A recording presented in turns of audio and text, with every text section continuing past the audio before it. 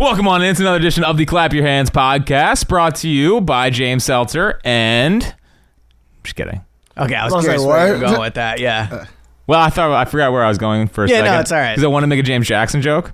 Because James Jackson, you can't feel the tension in the room right now. I'm not ready for a joke. But He's an annoyed man. I'm definitely not ready for He a is joke. tight. Look, let's be honest here, James. Like, we need to turn the season around. You didn't clap. No. I'm not. We need 3 clappers. Sour Yeah. mood. I'm gonna Yeah. start over. Maybe by the end, will you clap? I'll Yes. clap by the All right. Change my mood around. Yeah, you'll be the I'll- outro clap. Good news. Yeah, we're going to talk Sixers. Yeah. So this is Jack Fritz, Eliot Shorr-Parks, and James Jackson. James Jackson doing all the daily podcasts and down at the stadium all the time. So, I mean, the Sixers Insider of the Year candidate early. Him versus Devin Caney. Him versus DK. Yeah. We're calling Scoops Caney. Oh, I like that. Yeah. Not as good as Scoop Jardine, who was the GOAT Scoops back Jackson, in the day. too. Yeah. Well, are you a Jardine, Scoops fan? shout out South Philly. Yeah, come on. Is man. he from South Philly? Wow. That whole Syracuse team, Scoop Jardine. Deion Oh, Waiters. I think you meant Scoop Jackson. Sorry. Anyway. Yeah. It's a big old swing and a miss. So the Sixers are just dreadful. Let's just get right into it, We'll obviously get to all the stuff that's been happening with Joel Embiid and Paul George and Nick Nurse's whole thing, but just on the surface, when they play basketball without Joel Embiid, so bad. they suck. I mean, they got the doors blown off them by the Pistons at home. I mean, it's awful. You remember last year when we did that pod and I like borderline cried with how bad they Correct, were? yeah. That's like basically how bad they are now. I really think this is the low point. I can't think of a lower point outside of like, you know, when they lost Game 7 against the Celtics. When the season's not over. Okay, hold on. Game 4 the season's the low point of the entire process era? Yeah, honestly. Because at least during the process, there was hope and it didn't matter if they lost. Now, like, this was the most excited anyone's been heading into a season. Even the Sixers haters were pretending to be excited. I know. And it's just the worst it's ever been. Like, they're painful to watch. And like, if the plan was truly for Embiid to be out, then how do they not look better? How are they not more prepared for this? I get Paul George is hurt, and I understand that. But like, it has to look better than this. The Pistons are god-awful. I'm going to go on a bunch of different tangents. But like, if Maxey's Let it all out, buddy. If Maxey's going to be the guy, then you have to beat the Pistons. I don't know what to tell you. Like, I understand he needs other people to help him, and it's just one player, and he's a 6-foot guard. Like, you got to beat the 0-4 Pistons. Point blank, you got to beat the 0-4 Pistons. And not only do they lose to the Pistons, they get blown out by the Pistons. It wasn't even competitive for most of that game. So it's just like, to go from a level of where we're all so excited for the season to start, to the record they have now, to who even knows when Embiid's going to play. And this is how I know I'm annoyed. Like, Paul George going to the World Series game. It's just... Everything, it could not, you almost, short of Embiid and Paul George playing the first game and suffering season-ending injuries, you couldn't think of a worse start to the season than this. Because it checks every box that annoys people. Well, and they're just unwatchable. It's horrendous to watch. There's not even an interesting, because I think the problem with what's happened at the beginning of the season is that everyone's expectations heading into it was finals or bust, finals or bust, finals or bust. And when you watch them without Joel Embiid and Paul George, it almost feels like a waste of time. Dude, they're going to be a 7 seed. I mean, yeah, as long as those guys are out. Well, I mean, yeah. And this is the other thing, and sorry to take a lot of the time up off the top. You know. But like, this mythical idea of like, well, when everyone's back, they'll look different. When is this happening? You know, like, well, of course they're going to look bad. They're all role players. I got news for you guys. We're going to see the version of this team like 30 times this season. I think you made a great point that they're the big three, Joel Embiid, Tyrese Maxey, Paul George, even when they all come back, aren't going to spend a super amount of time together on the court. You take 30 games. If 30 is like, I think that's the high end. I would be happy. I'm not happy with it, but I think 30 would be, if I could take it right now. Yeah, I'd take 30. Yeah. I'm not even sure we get 30 full games at this point. Yeah, I mean, it doesn't feel that way. Yeah. I mean, how many games of Embiid are we getting this year? Well, so this is the other thing, just to keep going. Like, Embiid is clearly so much more messed up than we all thought. Sure. He is, people got mad when I said this on the air, but he is closer to cooked than we want to admit. His knee is donezo. Like, doesn't mean he won't be able to play. And I think there'll be games where he plays and he plays really good. And it'll be like, oh, Eliot, I thought you said he was cooked. But what's going to happen is this season, we're going to see it. Like, he's going to have games where he looks like the best player in the NBA. Mm-hmm. When he's at his best, he is the best player in the NBA. But then there are going to be really long stretches where he comes out, he looks sloppy, or he looks like slow because his knee hurts, or he doesn't play in this game unexpectedly. So there's been so much talk about, is he hurt? Is he not hurt? I think it's the worst outcome. I would rather he had re-injured his knee and been recovering than the truth being his knee is just not good anymore. Like we might be seeing, I don't think we're ever going to see 100% Joel Embiid again. No. So for the rest of his career, we're probably getting 80% of the peak Joel Embiid, and that's like on a positive end. Yeah, I agree with that. Which is terrifying. Well, and also the thing about 100% Joel, like the new, I guess maybe I'm repeating what you said, but like the new version of 100% Joel is not that Joel. You know what I mean? So, and so that's, I think, the worrisome part here is where we can sit and go, why aren't they telling us the truth? And like, what really happened? I think the scary thing is the truth is not crystal clear. Like the truth is not, he got re-injured and they're hiding from us. The truth is not he could play today. If he got re-injured, they would have leaked it. Yes, it would. That's a way better thing to put out there than this whole like maybe he's hurt, maybe he's not, maybe they could play, maybe they couldn't. The ramp up. I also think the truth changes on a day-to-day basis. Like I've heard a lot of people describe his knee injury as a lot of feel. Like one day, you got to ask Joel every 24 hours, how does your knee feel? Well, and the other problem is that Joel Embiid chooses when he plays or not. Usually. I mean, so it's completely dependent on what he says. They can't force him to play. Well, the weird thing is, like, the chain of command is Embiid, how do you feel? Based on that answer, the Sixers medical staff determines whether you can play or not. So if he really wants to play, he just got to lie about it and say, like, I feel good, I can go today. And this is where I'll defend the Sixers a little bit, is that to what you just said, I think is the ultimate truth, where Joel each day feels different. Yeah. But it doesn't mean he's more healthy, less healthy. He's just going to feel different every day.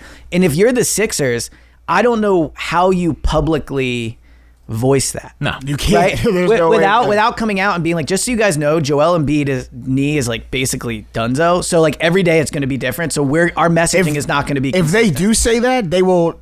Like, then the line of questioning, especially from Philly media, they will have to answer that every single day. We will ask every 24 hours, how does Embiid feel today? And I'm sure Joel doesn't want that out there. Yeah. Like, that's the other part of this. Well, and I'm sure he's tired of talking about his injuries. Yes. And I don't think he wants to talk about it anymore. Now, when you say all that, it does make me believe that I think Daryl should talk. Like yeah, but I don't think he's going to. But with the way Nick Nurse is talking, he's making the matters worse. Well, and James, I'm curious for your perspective since you're down there. Which was more tight, real quick? Which is more tight? Which was more tension-filled?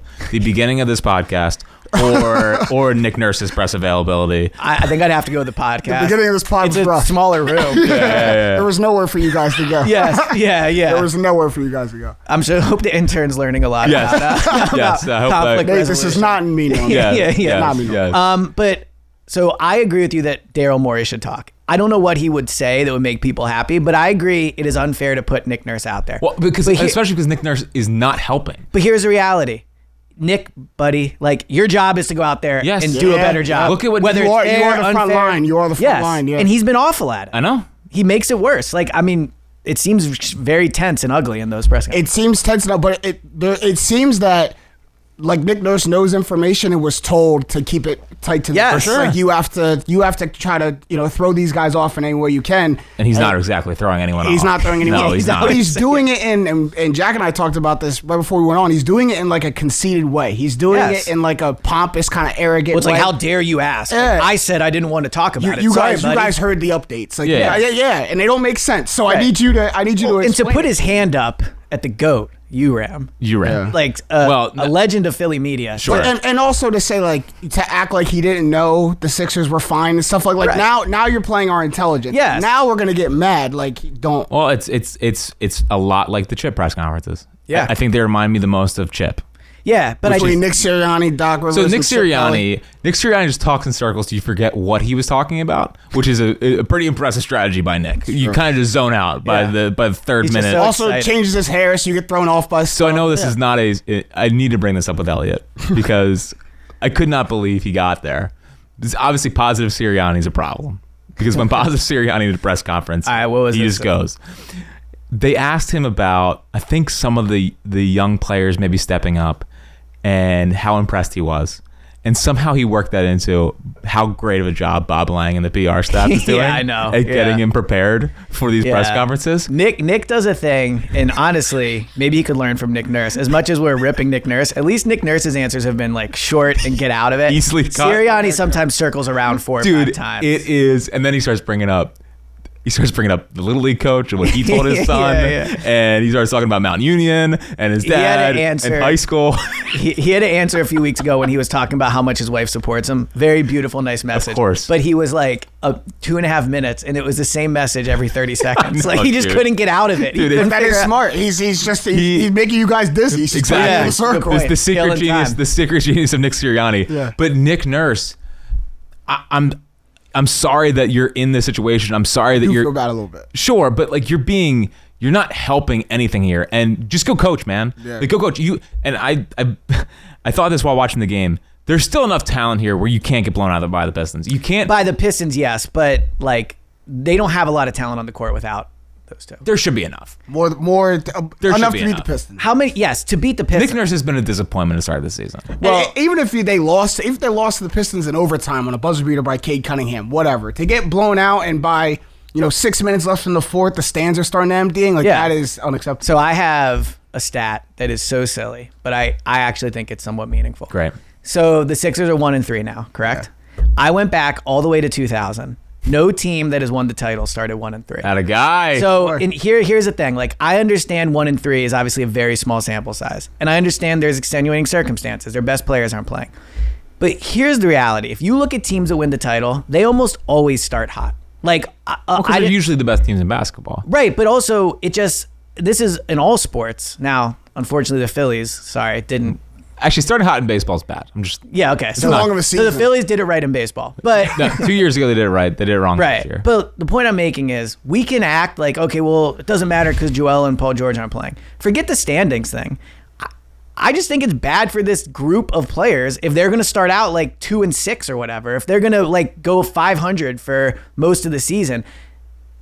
I get the idea of resting Paul George and Embiid, and I get the idea of trying to get into the playoffs. But I think we underestimate how hard it's going to be just to flip a switch from going from a team that is losing somewhat frequently to then all of a sudden being a team that's supposed to beat what is likely going to be a tough first round opponent. I don't think they're going to have an easy first round because I don't think they're going to be a top three. No, that's a good point. Like winning is encouraging. Yes. Losing is discouraging. Like winning makes you want to go back to the locker room. Like, all right, let's go back out there again. Losing to the Pistons is like, especially the day after a bunch of this news comes down. Like, I don't think it's a coincidence that, we find out all about this about Embiid and Paul George. Another negative update happens, and then we go out and we watch a sluggish team against the Pistons. Like, I don't want to say that they're pouting, but this looks like a team that is like, dude, like what? Yeah. I thought we were going to get our stars back. Yeah, they look like discouraged. They look like it's and also taking a toll. The players know what's happening with Embiid.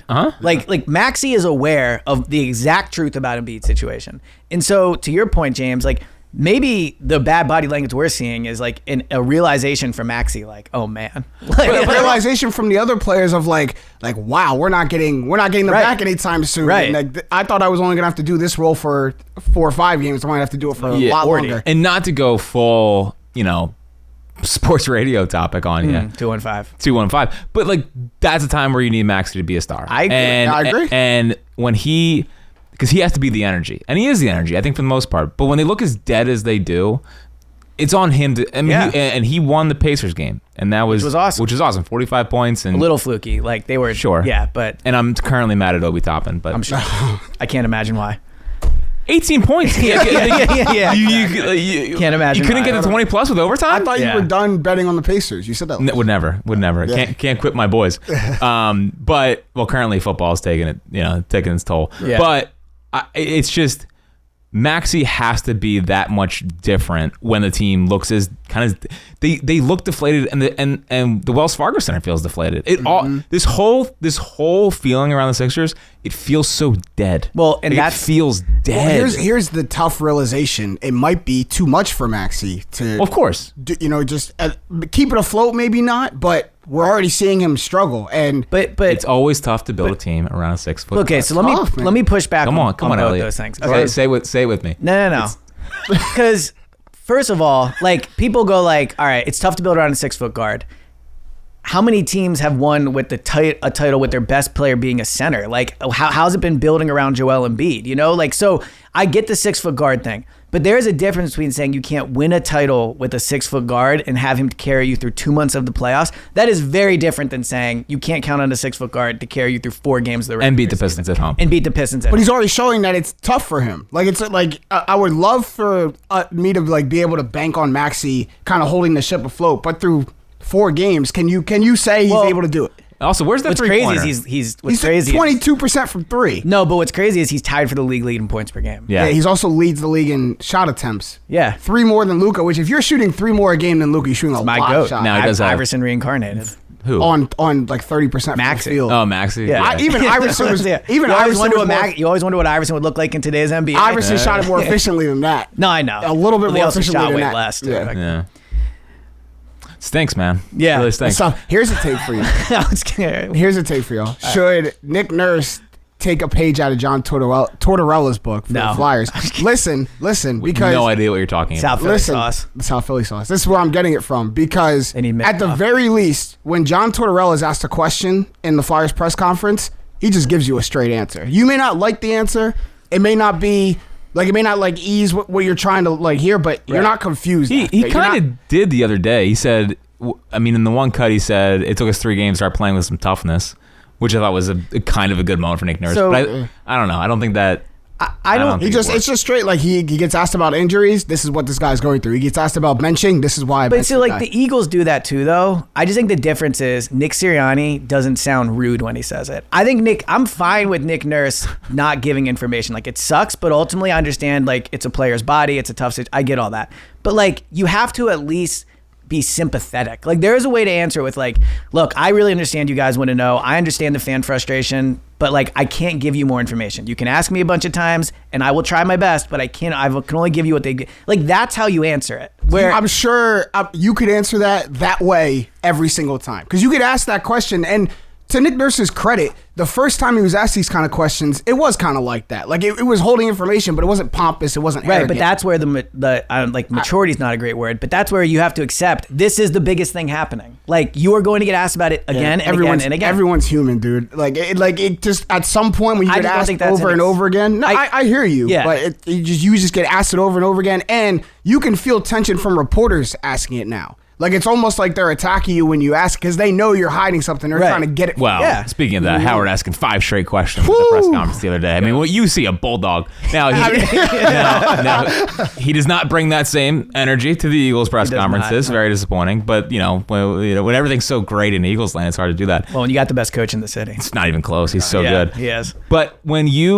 you think that everything happening right now, because I think this is where I've gotten to, because obviously there's the diehard, and I think we're mostly in there, but there's people that care about the Sixers more than us, Yeah, I'd say so. which is not possible. Yeah, But I feel like for the casual-ish Sixers fan, we're going on 10 years. I mean, it's been 10 years of this. And with the beginning of this season going the way it has, and the way the Wells Fargo is like, well, whatever. Yeah. I feel like we've gotten to the whatever stage so fast, Dude. for the beginning of an NBA season. I agree. And honestly, maybe this is why it's so painful for me. Like, I hate seeing the casual Sixer fan be correct. I hate seeing the whole like, ooh, wait, Wait, I it's know. second round. Yeah, it's kind of right. Why would though. you watch? Like, I defend it? why would anybody go to a Sixers game right now? You can't watch them. You Honestly, cannot the watch funniest them. thing in the world was during a 20-point blowout for the Sixers, they ran know, a you saw season this ticket guy. package Oh, I know. ad, and I'm like, Oh, I know. Let's have some Yeah. feel. Who's over at here. the game? Like, you know what?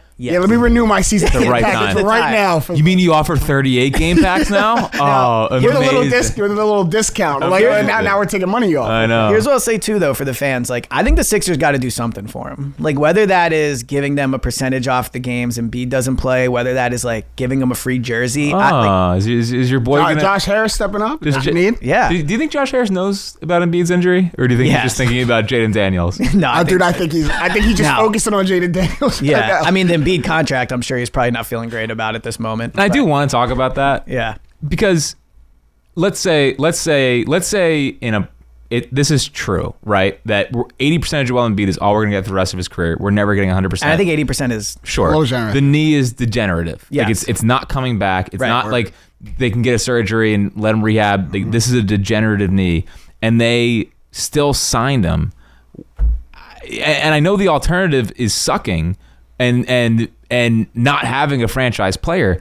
But holy cow, at least you could start over. Well, the other alternative is just let him run his contract out. Sure, or he demands a trade. And yes. And you get something for him. But to your point, the result is suck it. We're watching the Sixers without Embiid right now. Right. At the very least, if we didn't sign him or he got traded, we'd have something in the bank. You know what we could do? You know what we could do? We could tank for Cooper Flag. There you go. Jack's in on it. Like, what are we doing? Like, this is why I love the process so much, because it was really better, to be honest. If you give me a chance to tank. It's so much better. Well, we've already set the precedent of we'll do it. I mean, oh my goodness! As a pod, like. Maybe we should embrace tanking. We can. We can be the official pod of. I'm not ready. I'm not there yet. It's 4 games of the season. But what if I'm not there yet? What if we coin the term?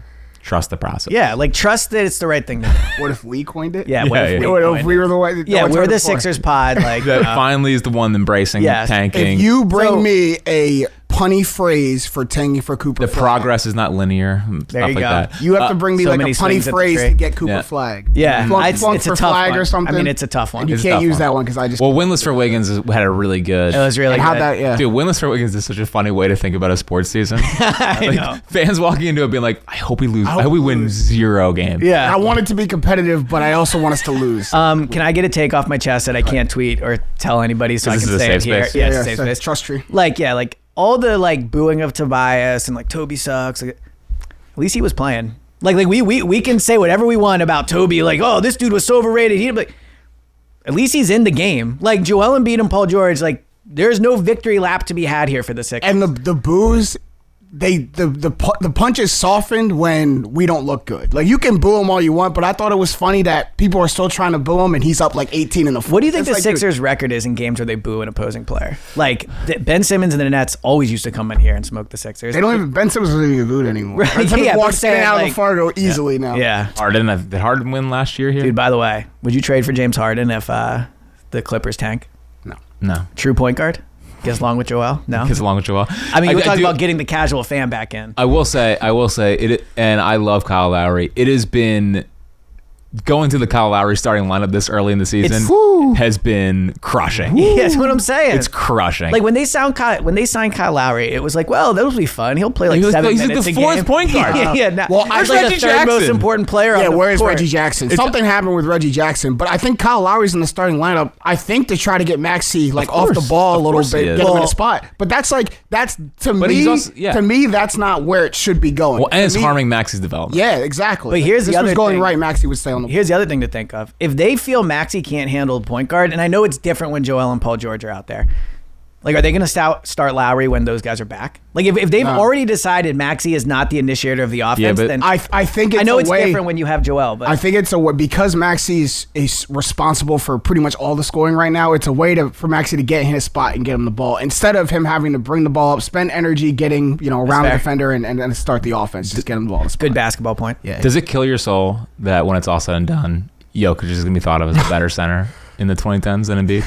I just don't think he is. I know you don't think he is. Right. But well, it's not even going to be considered close. I mean, I guess your real question is like, am I able to have an opinion of my own? Like, yes, I am. Why don't you bring that up? Like that's a really good way of answering that. Everyone making fun of me for like the Mary Ann Joseph thing. Like, I'm happy to be the voice for people who can admit they don't know something. But that's not an opinion. No, but I feel like people were like, how could you not know it was Mary Ann Joseph? Yeah, dude, I said the other day, I thought Motown was Memphis. Yes, like... Give me the Mary Ann Joseph. So, okay. Don't tell me you thought her name was Mary Ann. Yes. Yeah, that's right. Yeah, I thought it was Mary Ann, like... Mary Ann Joseph. Like, and last E as her middle name. Last name Joseph. Like, so who did you think was her husband? Like, who did you think she was married to? I don't know. Why would I like? Why would I know that? Yeah, we're not going to. You guys are the why would I need to know that? I don't know. All right, to be clear, I don't want to be offensive to get to the pearly gates, maybe. Like, is Joseph to get to where we all want to go? Is Joseph like the goat stepfather? I don't like how you're talking about it. I don't like how it does. Mary Ann Joseph. Yeah, Mary Ann Please, Joseph. God. Yeah, please, Mary God, Ann. separate. But the point I'm making is, it's I think okay it's okay to not know things. Yeah, it's not okay to not to know. I don't know what that has to. I think it's okay not. What does that have to do with the Jokic thing? That it's okay to have your own it's okay to have your own opinion. Okay. No, I agree with you. Yeah. It is okay. Mary Ann Joseph is I'm not going to be swayed by Yeah. others because Jokic got a Mickey Mouse ring. you guys wanted And to 3 change my MVPs. mood by the end of the pod. Mary Ann Joseph did it. There we go. Thank you. See? That's There we honestly go. the greatest You're gonna thing I've clap ever now. Like, Yeah, we all clap. It's all There we beautiful. go. So I also want to bring this up too because I have an important question to ask Eliot. Okay. Would you rather watch the Sixers without Joel Embiid and Paul George, or get a root canal like James Jackson is getting next? You're getting week? a root canal? No, I got a root canal Oh, you last already week. got That's what, one. or Wednesday, I got the crown put on. That's why I couldn't go down to the game. Oh. And let me tell you, take care of your teeth, kids, because it's no joke. So all right, so I got my wisdom teeth pulled recently. I didn't Yeah. think it was that bad. I'm curious, like, so so root canal is different. no, I know, but I guess it's more painful. It's based more off painful this. because they're literally like a wisdom tooth is just pulling the tooth out. Root canal is like actually going into your gums. Oh, yeah. Changing it's almost like imagine a tree. Like you're How'd you know literally you going- needed one? Like it was a pain? It was painful. I go to the dentist. They take an X-ray, and the dentist literally was like, "Oh, do you feel pain?" And literally pointed to the right spot. And I'm like, "Yeah." She's like, "You need a root canal." That teeth is almost How dead. long did you take to recover? 2 days. Right. Like, but by yesterday, by like midday, I was fine. But like my face was swollen all Wednesday. Oh. I couldn't talk. I mean, try to do like thinking of doing the daily pod that night. Like Yeah. even just talking a lot was like I don't know if I Yeah. can do Built different. You don't realize how hard it is to have your job be talking until it's hard You to can't talk. tell. Yeah, until it's your a very jaw's helpless sore. And you're feeling. like, what? Yeah. I guess I would rather get root canal. Yeah. After all that, After yeah, all yeah, that. I guess still I'd rather get get a a root canal, It was yeah. more. So imagine going from the root canal, getting home right in time for the game, and turning on that game, watching that game in pain. Painful. It is It's painful. tough night. I have one more semi-serious question before we wrap this up. Okay. If Embiid's not ready to play to open the season, like why would he play Saturday? Like I'm confused. This is where I am genuinely confused. He is either like hurt and recovering and then he'll be ready, or they're just relaxing. Like they're not relaxing, is not the right word. Or they're like, Could you imagine if they're like, yeah, we're just chilling. I mean, that's essentially what they're doing. But, resting him and stuff. right. Yeah. It's just weird to me that it's like he couldn't play last week, but like, nah, he's good to go Saturday. Well, but because they feel pressure to. well, but also You think the pressure will impact when he plays? he's ramping up. We don't show. He's only I don't know ramping what up you don't after they get. get fined But $100,000. ramping up from what? That's my point. Well, Nick Nurse didn't know they got fines. Yeah. Unbelievable. But one, that's a good point. We've heard he's ramping up since training camp. Well, he's started. ramping up from So the I don't Olympics? understand. Like, And two, he only started playing 5-on-5. He only started ramping up more Yeah. when the feds kicked the door in. So Mm. if they didn't get investigated and fined, would he be 5-on-5? Would it's he funny be to pushing? think of the old Sixers trio. The feds. running The it. feds. Yeah. Markelle Well, Fultz busting the door. Yeah, like what's going on with Joel? But again, why do you play in the Olympics? I understand. Yeah, I understand. I can't defend anything. I understand it was a cool experience, but if he's has to sit the first like month of the season, it looks ridiculous. Also, the experience wasn't worth this. No. If you want to tell me like No. he would have played the first 2 games and rested 1, then played 2, Or if he was like fine. the star of Team USA. Yeah, but like, what we think this experience of winning a gold medal was in his 12th year in the NBA. Yeah, They don't even use that Team transformative. USA group chat anymore. Also, what's Guys don't talk the anymore. experience worth if he can't even play? Like he's on the bench being like, here's I what- want to know. You asked this. Or Kyle Newbeck asked this to Nick Nurse and get an answer. When did it happen? Did it happen in the Olympics? Did it happen what before? happened? When did this setback to his knee actually I don't think it there was happened a last setback. year. It happened. Yeah, I think it was It was when he got I think landed on him. So to the your injury point, against the Warriors last year, like whatever the last. we all remember that player. So Right. him playing in the Olympics, did he look bad in the Olympics to you guys? Well, he looked like I think he looked laboring. like how he's gonna look always. Yeah. Like I think that's what Either he Joel looks is. great, or he's kind of like, yeah. So Yeah. it just never progressed. yeah. The difference is when he plays for the Sixers, he'll it's give him finally the starting ball. to at set times. in. I mean, dude, and you guys heard me on the Daily Pods. I was trying to be so optimistic. I know, This is yeah. an April thing, not a November Yeah. thing. I feel like a fool. Like I don't think feel like a there's- fool. There's not a setback. I think it's just his knee hurts. Yeah. I think that's what it is. But how could you play 2-3 consecutive weeks, seemingly fine, not having like able to go out there, but now you're not able to go out there? Because I think Because they're I just don't trying- think they'll want to play I think him. they're Yeah, trying yeah. to So now it's manage the it. Sixers Yeah. medical staff not willing to play him when Team USA. Yeah, I think they're basically like in the Olympics, he's gonna play because there's like 4 games. We only need him for Sure. 3 weeks. Yeah. Yeah. In now it's basically We need him for the 4 months, rest of yeah. the year. Right. So they're just trying their best to manage it because they know that he's their only hope of winning a title. But the problem is there might not be a hope to win a title even if he's healthy. You know what? This Are whole you thing is watching? pointless. Are you like watching it?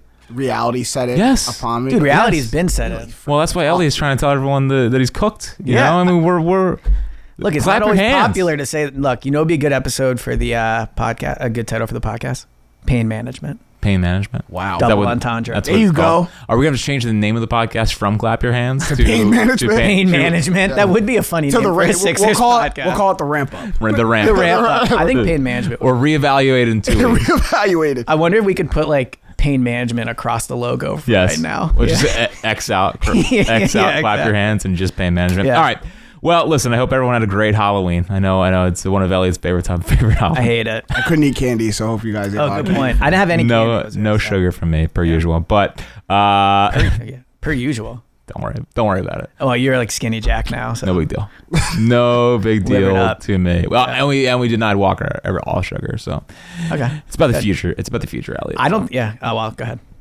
I don't know. It's all good. All right. Well, listen, we'll be back as soon as we watch them over the weekend. Yeah. I don't know. Man, the Enjoy. Grizz. How much is Ja Morant going for on Saturday? Coming off a triple double against the Bucks. Nice. Well, it's gonna be funny in an hour when they announce neither of them are playing. Yeah, dude. It's gonna be awesome. It's gonna be awesome. Either way, this has been for Eliot Shorr-Parks, James Jackson, and Jack Fritz. This has been another edition of There you Clap Your go. Hands. There Everything's you go. fine. See, he's back. He's Everything's back. fine. Yeah, it's fun to Don't let reality set in.